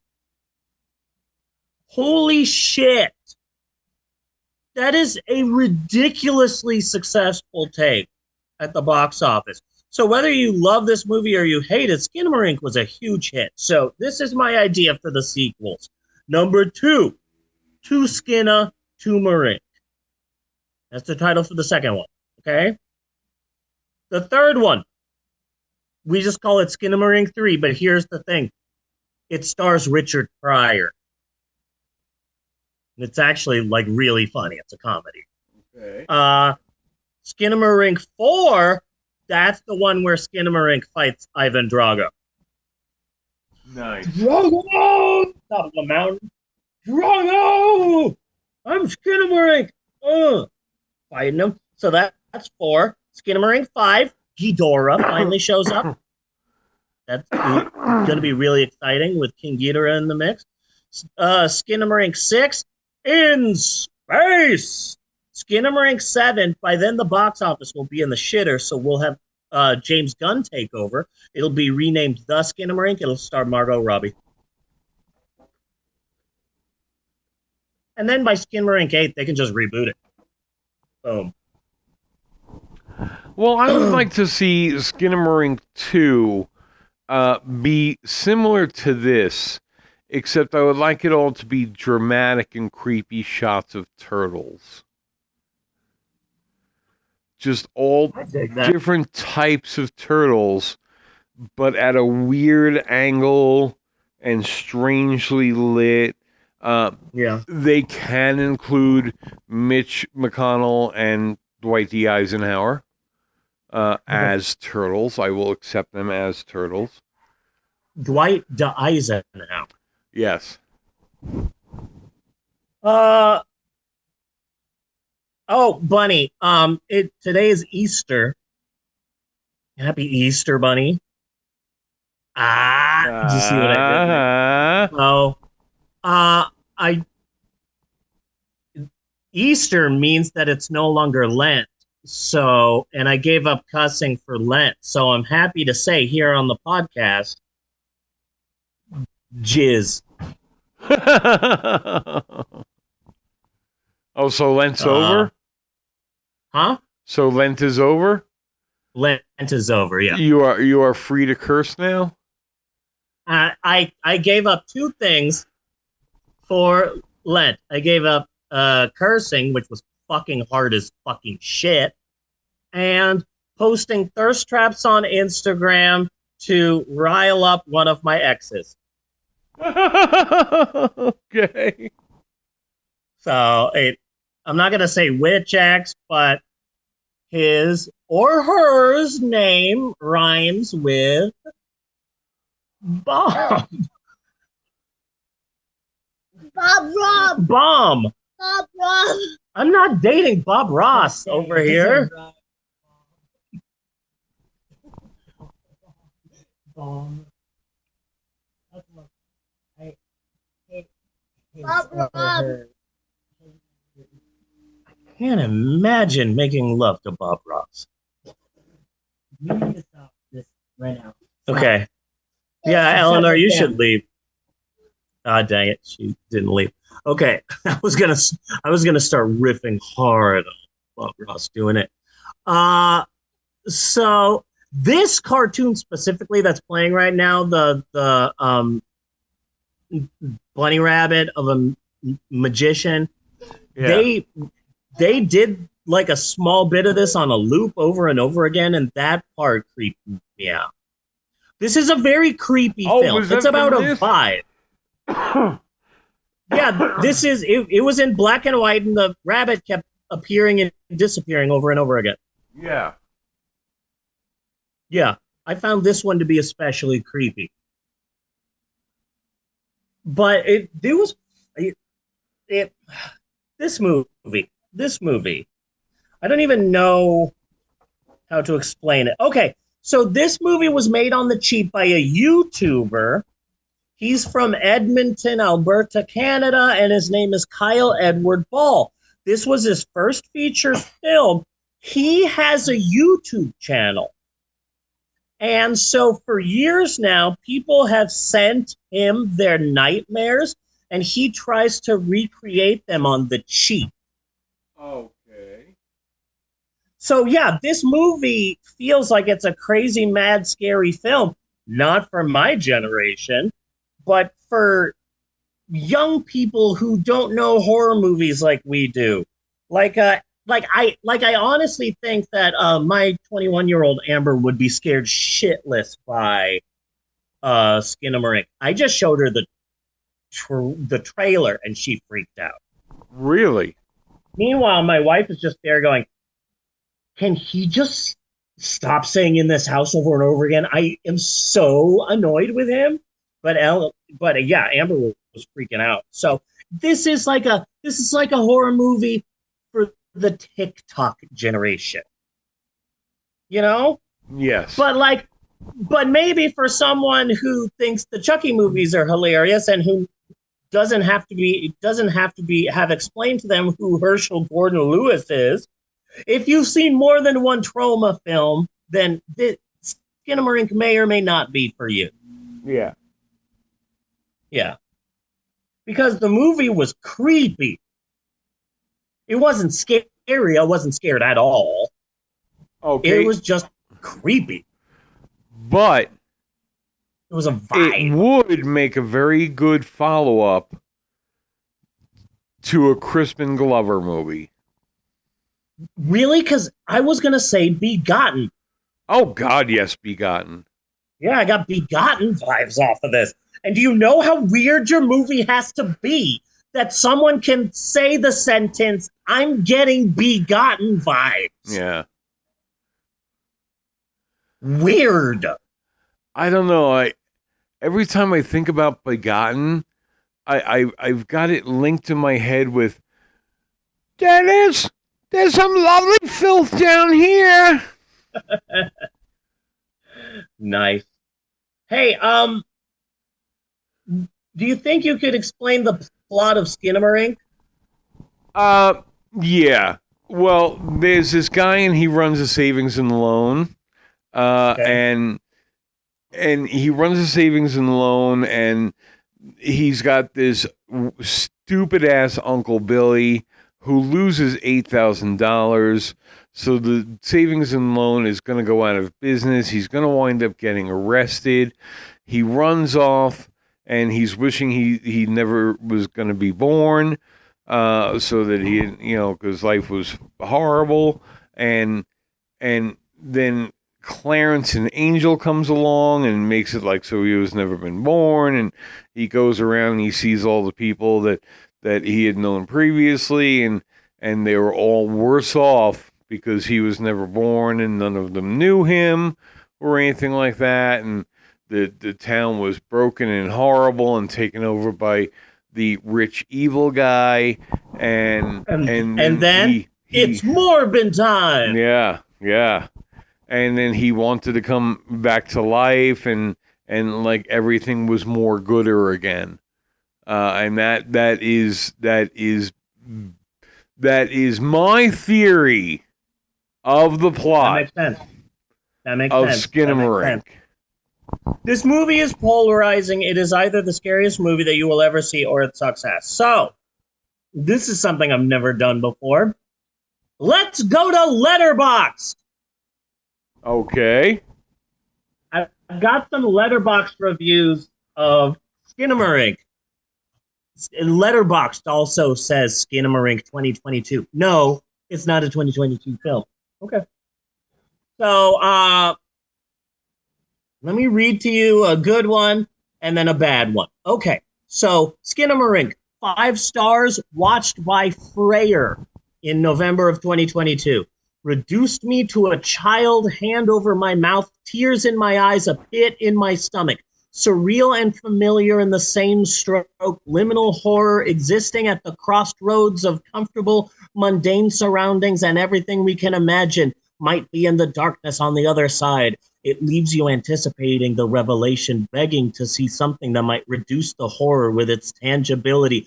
But when it finally begins to reveal itself, you can only shrink and cower and plead with it to stop. Now here's a half-star What movie review. was that for? Because I want to That see was- that movie. Okay, so here's another review. It's a half-a-star review watched by Megan. Why are all of you nerds crying? It's 100 minutes of looking at the corner of a ceiling. Megan's got it. Want to be a member?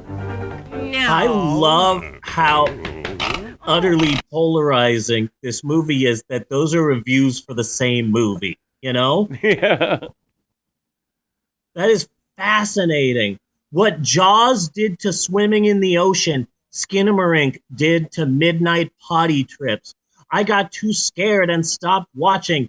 Don't stare into the dark for too long. You'll think you're seeing things. If you watch it with a friend, you Wow. guys are going to be talking the whole time like, oh, what's that? Yes, exactly. And that's why you must watch it with somebody. Do you enjoy extended shots of walls, ceilings, or pitch black rooms? What about watching lights turn on and off? Are you a fan of movies with no story or character development? Are you easily impressed by After Effects filters that are noticeably on a loop, making the movie look grainy beyond belief? Then have I got the movie for you. An immersive horror that taps into the primordial fear of the unknown and of being a child having to go to the bathroom at 3 a.m. with a gnawing feeling like there's someone or something waiting for you in the shadows.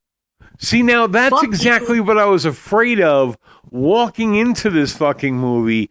Pretentious bullshit like that. Yeah. Here's another review. Fuck you. I spent an hour and 40 minutes of my life staring at furniture while people whispered shit for no reason. So, Yeah. you know, reaction is mixed. Reaction is mixed. Here's why I think it was successful, though. I'll tell you this. This is why I think it was successful. In July of 2022, the movie premiered at some Canadian film festival. It premiered, and then it disappeared because it was like this weird, bizarre, experimental film. But then, due to the film festival's own personal F-up, a digital copy of the film leaked online. Uh-huh. And so suddenly anyone anywhere can just watch Skinamarink whenever they want, and then word of mouth, and then the TikTok generation got a hold of it. And basically, it's Blair Witch for my kids. Yeah. Yeah. You know? It really is like Blair Witch for a new generation. Word of mouth spread. And then suddenly it's playing in over 600 AMC theaters, and you got to give the movie credit that a $15,000 budget. It played in my small ass Oklahoma town. Yeah. You know, there were Coca-Cola commercials before I saw this movie in my super small town in the middle of nowhere, Oklahoma. Good for you. I saw the movie once at home, and it was a bootleg. It was the bootleg. And I was like, man, I must have gotten a bad copy or something. Is this a cam? Is this like a 10-minute bootleg? Is this like a bootleg that someone filmed with a handheld video camera? Oh, wait, no, this is what the movie looks like. I was really proud of myself last week when I told you, like, no, this is just what the movie is. Yeah. It just looks like this. So, I think that, now it's on Shudder. It's a Yeah. big hit on Shudder, and people are discovering it there. I saw the movie at home. I was by myself. I was bored. I didn't like it. But then it opened up for 1 week in my super small town, and I said, I hate this movie. I hate it. I was not in any way interested in Skinamarink. But I want to hate it in a theater. Exactly. Like, one guy made this. One guy with a YouTube channel made a movie, and I hated it, but I support independent horror. I will go and watch your freaking movie in theaters, and I'm glad that I did. Yeah. Because now this movie will exist, and I'll be able to say, I saw that in theaters. I saw Clue the day it came out. I got the Miss Scarlet did it ending. And I am proud of that. And now I saw Cats 5 times in theaters. This is when Betty Boop was a dog. I forgot about that. Yes. Betty Boop was a dog for a while, and she invented twerking. So, we didn't get to any of the alternate topics, including Indiana Jones and the attempt to make up for the last one. Yeah. How the WWE has become the Titanic. Holy Week and the fact that I can cuss. We set up a tip jar in the house. A couple of days ago. It's a big wooden slat, and it says, "Home is where the mom is." And there's like a jar connected to the sign. So we just locked up. wrote tips on the jar. And so now, if you want a tip jar, so we've got about 60 cents so far. Okay. So that's good. We got about 60 cents so far, so that's good. And I had this idea for an album where Insane Clown Posse does Broadway hits. So I'm kind of workshopping that. Hopefully. That is an interesting idea. Yeah. Magical Mr. Mistopheles, bitch! Something like that. I was thinking more Pirates of Penzance. And what the Insane Clown Posse could do with that in between whippets. I am a modern major general. I don't know how that song goes. I have an audition next weekend. I heard. Congrats. I have an audition to possibly do a live story time as Mei Lin, as the trans woman I am, on stage at Pride. And I probably won't get it, but the worst thing they can do is say no. So yeah, I've got an audition to perform at Pride. Well, I think that's awesome. And also, do your act how you've always done it. Yeah, that's what I figured. You know how to do it. That's what I figured. Except I can do trans jokes. Well, sure. I'm nervous. Mei Lin has never done a live story time before, so I'm nervous. I hope I get it. Buddy! Yes. Next week. I thought this movie might be difficult, might be hard, so I thought, well, when we watch a Begotten or something like that, we need to cleanse the palate. Yes. So, we're watching a little known and long since little remembered and long since banned Flintstones movie. It premiered in 2001, and it was an attempt to reboot the Flintstones to a mature adult audience. Okay. It is an adult. Yeah. It is an adult Flintstones movie. It is called The Flintstones on the Rocks. Cartoon Network refuses to ever air it again. And the one thing that can tie everything together, thank you, archive.org. All of your service. Because it's, if you want to watch it, it's there. It might surprise you. So when you're saying adult, you're meaning grown up. Yeah. We're not seeing Betty banging her head against the headboard, are we? No. Okay. No. Well, see it? No. Okay. Hear it? That might be something different. But look, you don't see anything. Okay. Some things are inferred. We'll get there. That's for next week.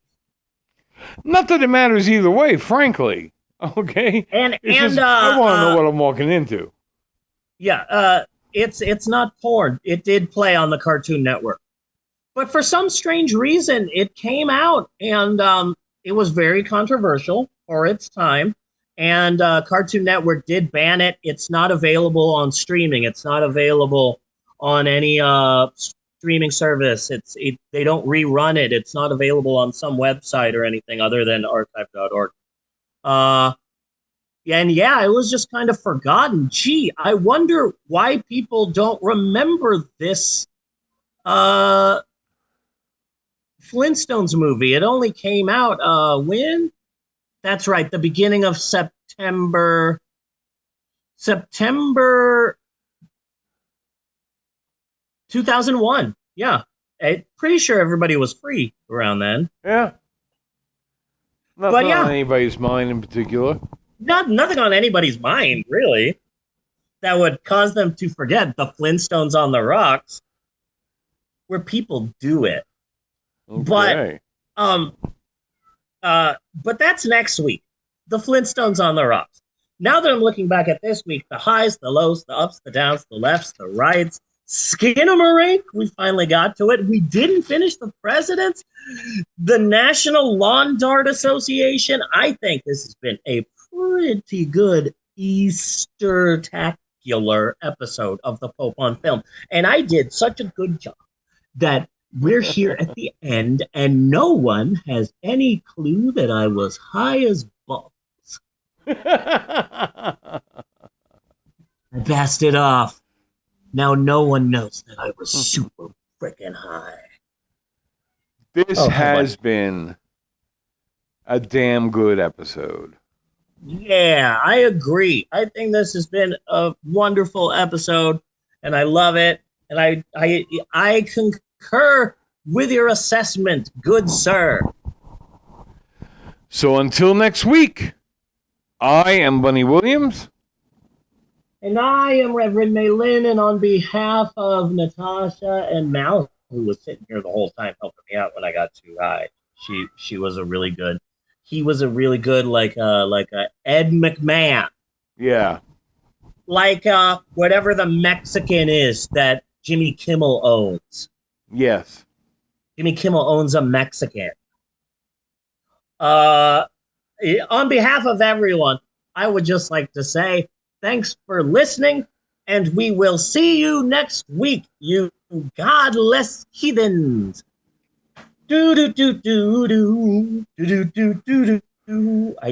My kids are all outside playing. It is a beautiful ass Easter. Oh, is it? Beautiful outside. I'm going to put on a shirt and I'm going to join them. But first, I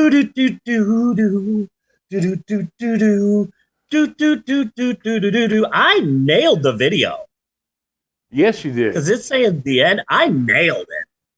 Nailed it. Nailed it. See you next week, everybody. I really thought it'd be done by now. Wow. Well, I guess it's time to finally talk about the one thing